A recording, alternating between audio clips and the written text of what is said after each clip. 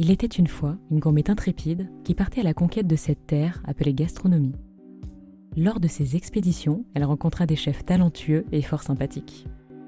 Elle décida de leur tirer le portrait audio afin de vous raconter leurs histoires fabuleuses.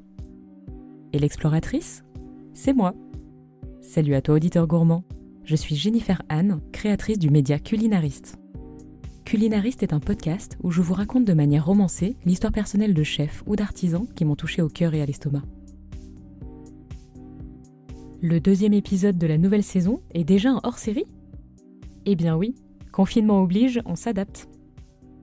Dans cet épisode, je ne vais en effet pas vous raconter l'histoire d'une ou d'un chef, mais un petit bout de la mienne.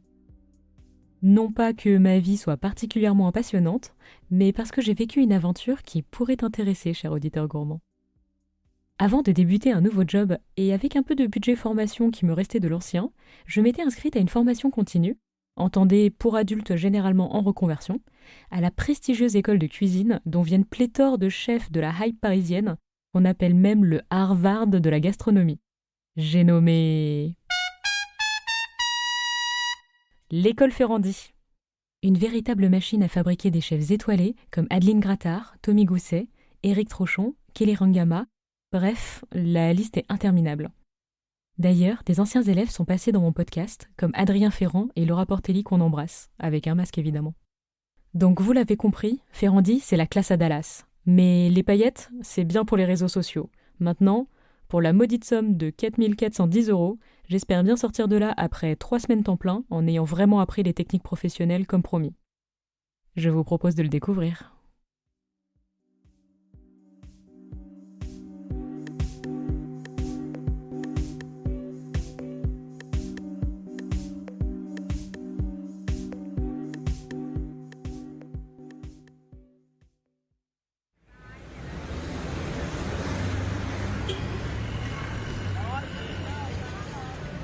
Un air de rentrée des classes. Je suis trop excitée. Je n'avais pas eu ce sentiment depuis 7 ans. J'ai déjà enfilé ma tenue requise. Des chaussures de sécurité qui ont le confort de sabots en bois et un pantalon de sécurité qui, en réalité, j'ai toujours pas compris ce qu'il avait de spécial. J'arrive devant l'école et mon cœur se met à battre quand je vois l'enseigne qui déroule le nom de Ferrandi. Même si le sujet est la haute gastronomie, l'école, elle, n'est pas si impressionnante au premier abord. Du carrelage blanchâtre partout, une cour, une cafette, un bureau des étudiants. S'il n'y avait pas une cuisine tous les 10 mètres, on se croirait dans n'importe quelle école. Je suis accueillie par Florence, la responsable administrative de notre formation. Elle nous emmène essayer nos vestes de chef brodées Ferrandi. Là, c'est un grand moment, parce qu'on est quand même hyper fiers d'enfiler les vestes de chef, alors que pour le moment, on n'a même pas encore mis un pied en cuisine. Hein. Mais bon, on commence déjà à se sentir ferrandien. On nous montre nos vestiaires avec nos casiers pour laisser justement ces atroces chaussures qui m'ont déjà coupé la moitié des nerfs de ma plante des pieds. Une fois qu'on ressort du vestiaire, nous sommes tous en uniforme. On a abandonné tous nos attributs de style. Bon, moi, je peux pas m'en empêcher, j'emmène quand même un joli foulard à nouer sur la tête pour cacher l'horrible Charlotte. Je ne vois pas où il est écrit qu'on peut pas être chef et coquette. Hein. On se présente au groupe rapidement, on nous présente au chef, puis on part vite sur le terrain. On fait une première visite des locaux. Sauf qu'en fait, c'est un véritable labyrinthe. Une fois, on a cherché la bibliothèque, on s'est vraiment perdu pendant 35 minutes à tourner dans les couloirs sinueux. Le premier jour, on restait groupés comme des manchots parce qu'on avait trop peur de ne plus retrouver notre chemin. Sauf qu'en fait, on arrivait juste à se perdre, mais à 12. On a fini par la trouver et ça valait le coup de la chercher parce qu'elle est incroyable. Elle n'est remplie que d'ouvrages de cuisine. C'était Disneyland quand on est rentré dedans et on ne savait plus où donner de la tête. Et évidemment, on est juste ressorti de là avec une liste longue comme le bras de livres à acheter. On découvre sur le chemin une cafette où chaque jour, les élèves en formation boulangerie viennent déposer des viennoiseries ou des brioches fraîches. On peut en acheter genre 10 pour 1,50 €. C'est complètement dingue et surtout terriblement bon. Évidemment, le lieu phare, c'est la cuisine où on va passer nos prochaines semaines. Une énorme cuisine professionnelle digne de celle de Grand Palace. 40 mètres carrés de bonheur, avec des fourneaux, qu'on appelle des pianos, car c'est une énorme plaque qui chauffe tout le temps et il faut se déplacer dessus pour avoir un niveau de chaleur différent. Ainsi que tout le matériel de cuisine pro, allant de tout type de format de poêle, sauteuse, de russe et des plans de travail à rallonge sur lesquels on nous a posé des placements individuels, avec un lot de couteaux, une planche à découper, et des bocaux avec tous les ustensiles de base pro, dont le fouet à sauce, la maryse, une corne, etc. Bon, là, j'en ai peut-être perdu certains d'entre vous, mais en fait, nous-mêmes apprenions une batterie de nouveaux vocabulaires et de jargon. Une Russe et un Chinois ne sont clairement pas des individus originaires de Russie ou de Chine, mais c'est plutôt une casserole et une passoire fine. Grosso modo, à la fin de la formation, on finissait par parler comme ça.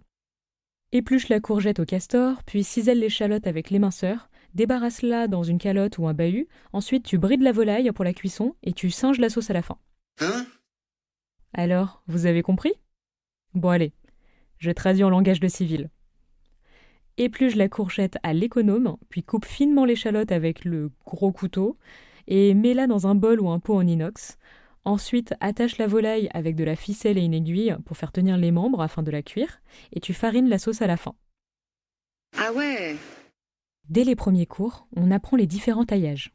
Ciselé, escalopé, mondé, en julienne, en brunoise, à la paysanne, et c'est vraiment pas facile. On attaque les bases de la cuisine française selon le référentiel avec les fonds.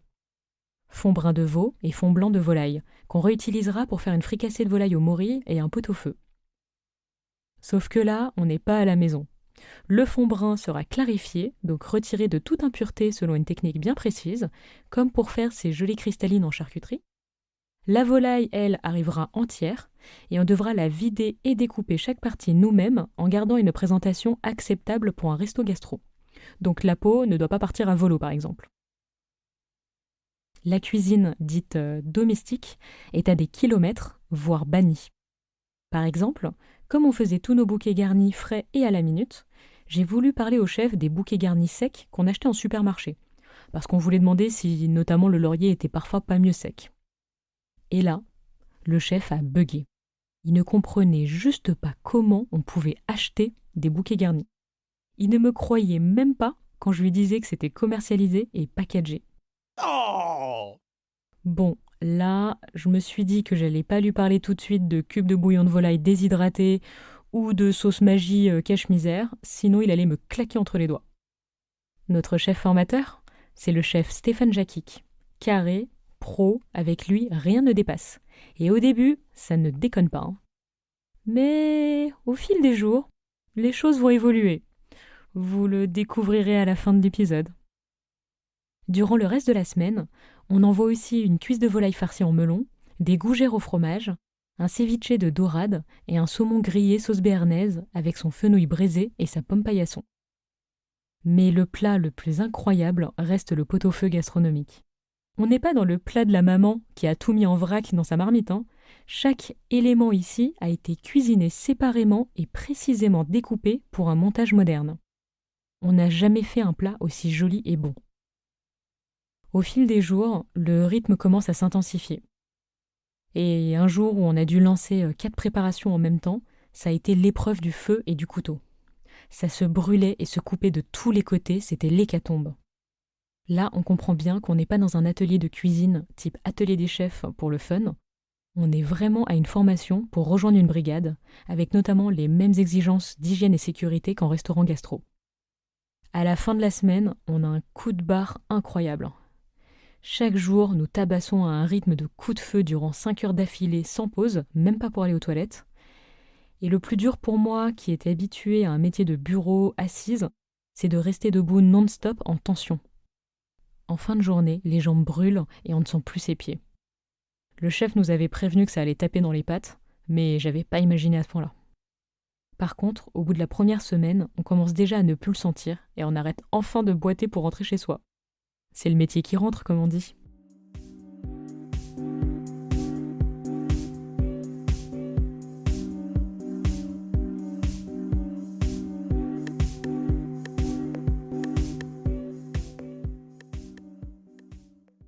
Et si je vous présentais ma super brigade ? Oui, capitaine. C'est une escouade un peu particulière, composée d'une moitié de gens comme moi de passage et l'autre de personnes faisant partie d'un programme d'incubateur de Ferrandi. Des entrepreneurs aux projets culinaires variés et qui vont lâcher leur business plan le temps de 3 semaines et relever les manches avec nous. Dans les idées, on a un peu de tout. Une cave à vin et à grignoter, un chef à domicile, un food court, un restaurant végétal ou à thème, reprendre des franchises, Bref, que des projets que j'ai hâte de découvrir en vrai. La première semaine, on est encore un peu gêné. On parle surtout pro. Mais après quelques coups de feu et une belle cuite lors d'une soirée, ça va changer pour devenir une grande brigade d'amour. En si peu de temps, on a créé un lien fort, comme si on avait fait la guerre ensemble, je vous jure. Allez, je vous fais un portrait rapide des 12 fantastiques. On a Virginie, la maman hyper connectée et aussi folle du dance floor.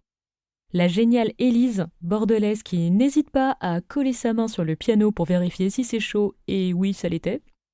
Marianne, franco-japonaise aux magnifiques yeux verts, au sourire constant et la meilleure au dressage. Bertrand, qui n'avait jamais touché à un couteau de cuisine avant la formation. Bastien, qui n'a pas passé un jour sans semer ses ustensiles en cuisine. Et on a découvert qu'il faisait pareil avec ses affaires dans les bars. Médina, qui nous met le feu au vestiaire tous les jours. Humit, la gentillesse incarnée. Julien et Stéphane, les grands compères. Ce dernier, un nounours, tellement drôle et toujours là pour filer un coup de main. Et enfin et surtout, mon bras droit et mon bras gauche durant la formation, Thierry mon inséparable et Cassandre mon rock que je vous présenterai plus tard. Laissez-moi d'abord vous parler de Thierry mon super binôme. Savoyard, dans la cinquantaine, père de 2 grands ados et surtout la main sur le cœur. Des bagues de motard et un sourire d'ange, toujours le premier à la rigolade. On formait un tandem parfait. On n'avait presque pas besoin de parler, à part pour rigoler. Concernant la cuisine, ça fusait. C'était comme avoir naturellement 2 bras de plus. L'un amenait toujours à l'autre le bon ingrédient au bon moment, ou prenait le relais sur la cuisson sans que l'autre ait besoin de lui demander. D'ailleurs, en l'interviewant, quand je lui demande ce qu'il a préféré dans la formation en cuisine, je réalise que lui aussi c'était le travail en équipe.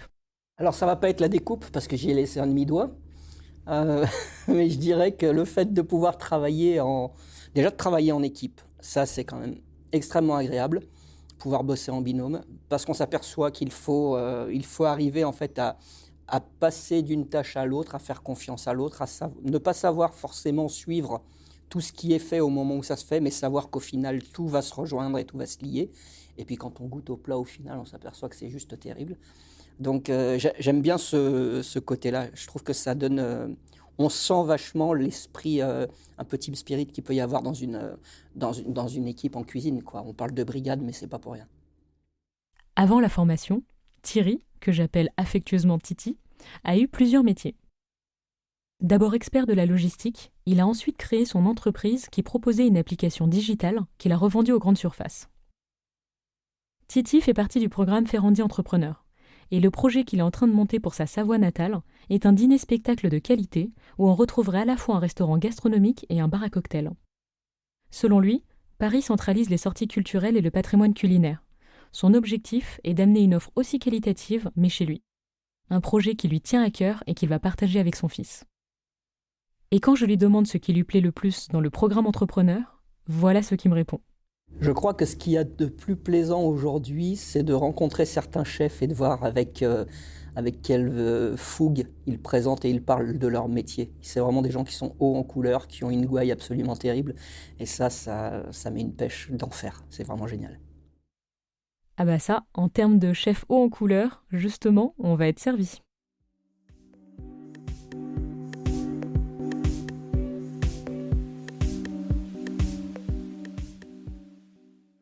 Tomates, pommes, tac, tac, tac, tac, saupoudrer un petit peu de huile de thym, d'abord de thym, un peu de thym, de l'huile d'olive et effectivement un peu de chapelure par-dessus et on cuit au four.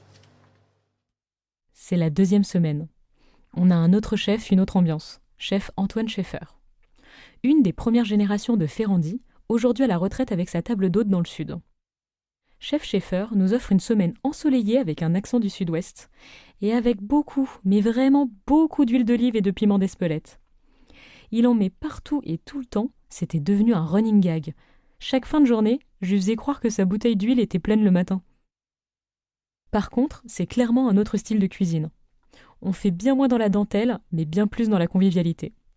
Quand Chef Jackie posait chaque pouce de betterave à la pince à épiler, Chef Schaeffer arrache par poignée et les lance au-dessus de l'assiette d'un air amusé. Chef Schaeffer, c'était le missionnaire de Ferrandi. Ils l'ont envoyé un peu partout dans le monde. Du coup, il a adopté une autre manière de cuisiner, beaucoup plus portée sur la débrouillardise. Si on n'a pas les bons outils ni les bons ingrédients, c'est pas grave. On arrivera toujours à sortir quelque chose. Enfin, tant qu'on a un bidon de 5 litres d'huile d'olive. Hein. Au programme cette semaine-là, on a un œuf mollet et caponata, un médaillon de veau duroc et pommes cocottes, une salade niçoise, un carré d'agneau en croûte d'herbe et tian de légumes, une quiche aux oignons, une truite au Riesling, un œuf poché et légumes en barigoule, la pâte feuilletée, la pâte brisée aromatisée et enfin le rable de lapin, duxelles de champignons et gnocchi. Et justement, ces gnocchis, c'était un grand moment émotion en cuisine. Titi me propose de laisser tomber le référentiel et qu'on reproduise plutôt le coup de main de sa grand-mère pour refaire les gnocchis de son enfance. En gros, la technique est d'appliquer le petit bâton sur le pouce et c'est la fourchette qui vient au gnocchi et pas l'inverse. Ça permet notamment de le creuser un petit peu à l'intérieur pour le rendre moins épais et lourd. Justement tout ce que j'aime pas dans les gnocchis. Après quelques faux départs, on y arrive enfin et nos gnocchis sont tout simplement dingues. Cette semaine-là, c'est une autre ambiance en cuisine. Ça papote, ça rigole et surtout ça devient un peu le bordel. Parfois on se retrouve du coup dans des situations un peu compliquées, mais cette phase était quand même déterminante pour créer le lien dans la brigade. L'esprit au vestiaire commence à sacrément se lâcher, mais bon, ce qui se passe au vestiaire reste au vestiaire. Bref, c'est la récréation avant le retour du chef Jakik.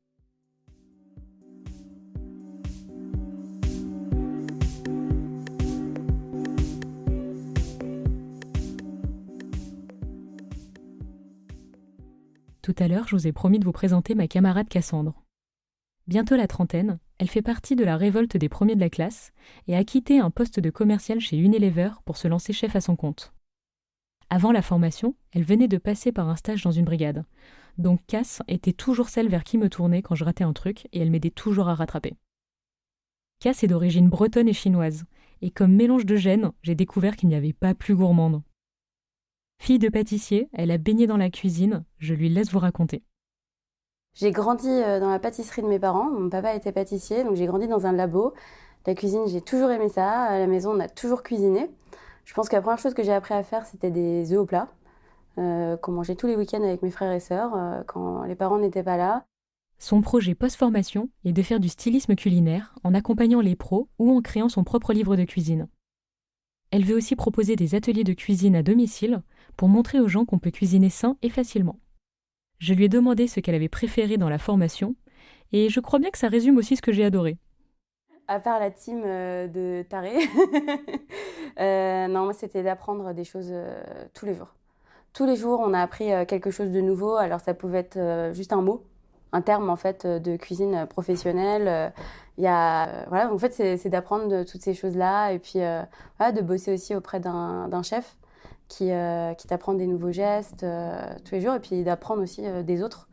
Parce qu'on a tous des profils complètement différents dans cette formation et c'est génial en fait parce que ça t'enrichit énormément quand tu compares. En fait, c'est sortir de sa zone de confort parce que quand on a travaillé dans une boîte avec des gens en fait depuis 3 ans, ben, on se connaît tous plus ou moins, on est un peu tous faits dans le même moule et finalement, en fait, on s'enrichit beaucoup moins. Alors que là, on est tous complètement différents et c'est trop bien.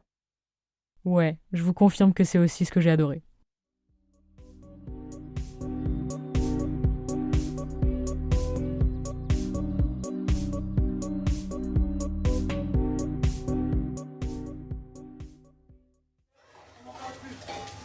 Opération nettoyage. On reste pas dans la merde, hein. Tout propre. Et quand c'est bon, on éteint les fourneaux. On entre dans la 3e semaine et on commence à toucher à la Ligue Pro. Le rythme est plus intense, il y a bien plus de préparation. On est très fatigué alors que pourtant nos réflexes sont beaucoup plus vifs. On ne fait pas que le plat, on fait aussi une entrée chaque jour. Et ce qui est bien, c'est qu'on a même négocié avec ceux en formation pâtisserie les desserts. Du coup, on se donne plus, mais on mange aussi sacrément plus. Le niveau d'exigence est aussi plus élevé. Quand on blaguait sur Top Chef, quand les chefs engueulent les candidats parce que leur plan de travail n'était pas rangé, je peux vous dire que c'est moins drôle quand ça vous arrive en vrai. Hein. Surtout quand le bordel a été posé par les copains. D'ailleurs, c'est sûrement Bastien comme il perdait tout le temps ses affaires. Hein. Sur la dernière ligne droite, on envoie un avarin de lapin, une terrine de foie gras recouverte d'une gelée sangria, des huîtres surmontées d'un espuma aux oignons, un gratin de coquillages déstructurés, une limande sole accompagnée de couteaux et coques à la sauce beurre blanc aux herbes, une bisque d'étrille, un magret de canard rôti, pomme anna et sauce au poivre vert, un risotto aux soupions poêlés, chorizo et pesto de roquette, et on finit en apothéose avec les langoustines cadaïf, son carpaccio et son chutney de mangue. Gustativement, ce dernier plat était le plus vivace, j'en suis tombée à la renverse. Pour couronner la formation, on s'organise avec la brigade une petite sauterie le dernier mercredi chez Yves Canteborde à l'avant-comptoir du marché. Un format de cave à vin et tapas à la française. Et ce soir-là, je découvre qu'en fait, cette brigade est complètement délurée. Déjà, qu'est-ce qui se passe si vous rassemblez 12 épicuriens qui ont forcé la bouteille ? Les plats ont volé à côté des beaux flacons. Et se sont enchaînés de belles côtes de bœuf, du gigot d'agneau et je ne sais combien de cœurs de canard. Bref, on était loin des cacahuètes et des bretzels. Bon, je vous raconte pas la suite, mais disons que le lendemain, le chef s'est régalé quand il nous a vus chacun arriver tant bien que mal. D'ailleurs, certains ne sont juste pas arrivés du tout. On va dire qu'ils s'étaient déjà confinés pour cause de chevelures douloureuses. Moi, je faisais pas ma fière, mais le chef, pour m'aider, m'a ouvert des huîtres, soi-disant que c'est un remède miracle selon le milieu. Je vous confirme que pas vraiment en fait. Mais n'empêche, c'était adorable d'avoir essayé Chef Jakik. Merci.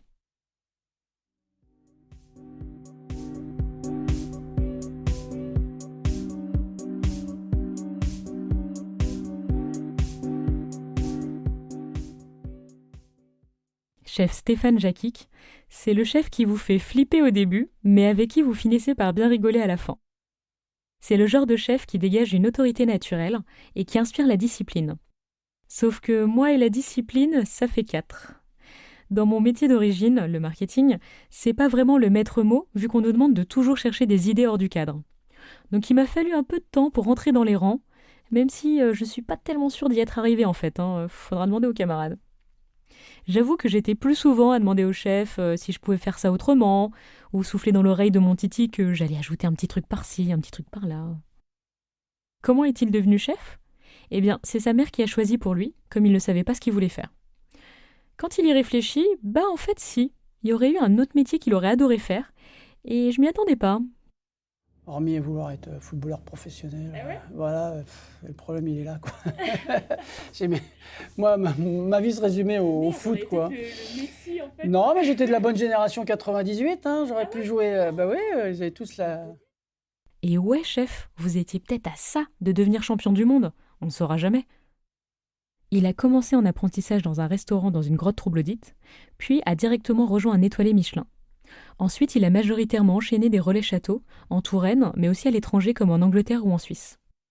Il a ainsi gravi les échelons et est passé de chef de partie à sous-chef, puis chef.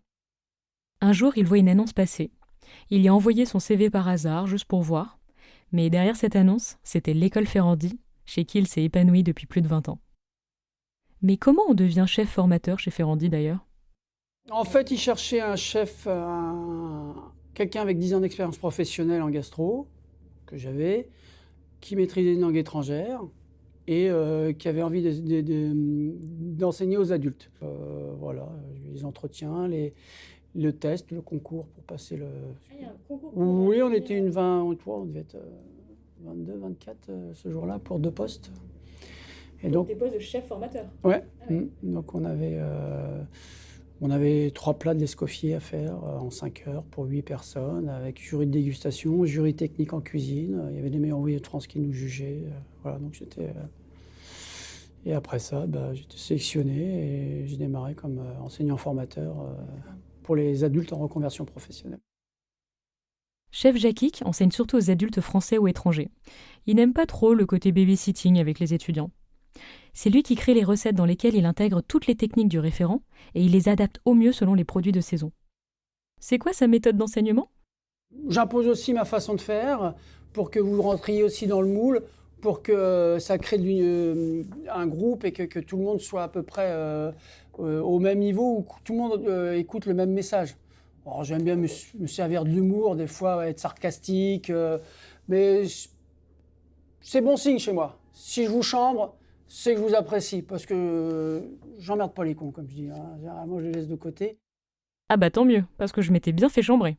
Et donc, avec tous mes élèves, quand je les chambre ou quand je leur fais des réflexions, c'est que c'est bon signe. C'est que voilà, j'ai envie de m'occuper de vous, c'est que j'ai envie de vous compreniez bien, que vous dites, que vous dites, ah ouais, il était chiant, mais il avait raison, c'est comme ça qu'il faut faire, en vrai, il a raison, voilà.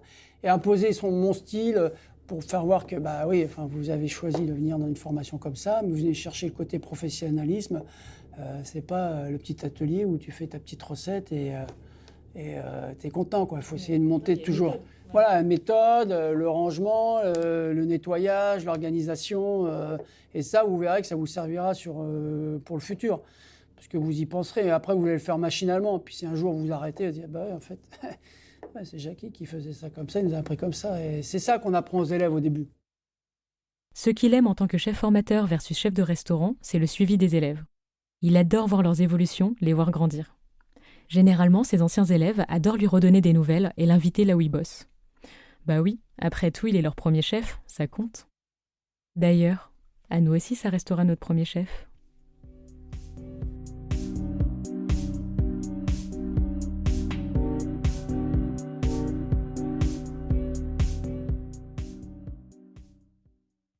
À la fin de la formation, ça faisait bizarre de se dire que le lundi suivant, j'étais de retour à un bureau. J'étais trop triste de délaisser cette brigade de cœur.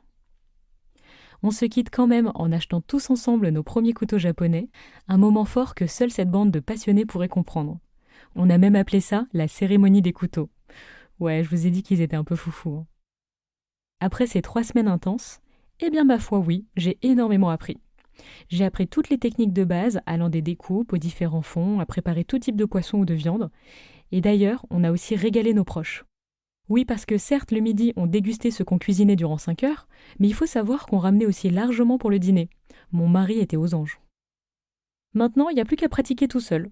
Certains de mes camarades ont déjà rejoint des cuisines à l'heure à laquelle je vous parle.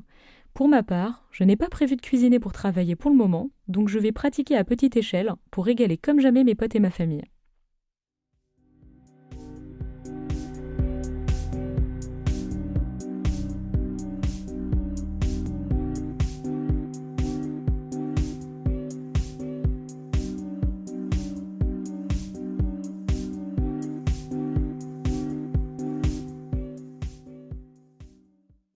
Si vous avez envie de vivre cette expérience et d'apprendre toutes les techniques de base de la cuisine pro, je vous recommande pleinement la formation Les fondamentaux de la cuisine professionnelle à l'école Ferrandi. Vous pouvez notamment la faire financer par votre CPF. Pour plus d'infos, contactez Florence Estager-Laurent, c'est elle qui est en charge de l'administration du module, en plus elle est hyper sympa. Vous avez toutes les infos sur le site ferrandi-paris.fr. Cet épisode était un hors-série, donc évidemment, ce n'était pas comme d'habitude. N'hésitez pas à me dire en commentaire ce que vous en avez pensé, ça m'intéresse de savoir si je devrais de nouveau raconter mes péripéties personnelles ou non.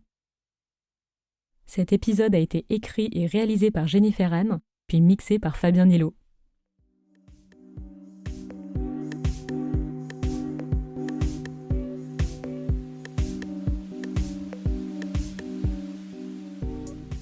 Pour le prochain épisode, rendez-vous le premier dimanche du mois, en même temps que la parution de notre magazine digital sur culinariste.com.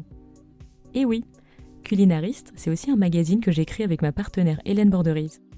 Notre objectif ? Traduire la gastronomie dans un ton décomplexé au travers d'articles sur nos adresses coup de cœur, nos recettes, de quoi nourrir votre culture générale food et bien d'autres articles gourmands. Abonnez-vous sur Instagram @culinariste.media ou sur notre newsletter pour être averti de la prochaine parution. À bientôt, savoureusement vôtre.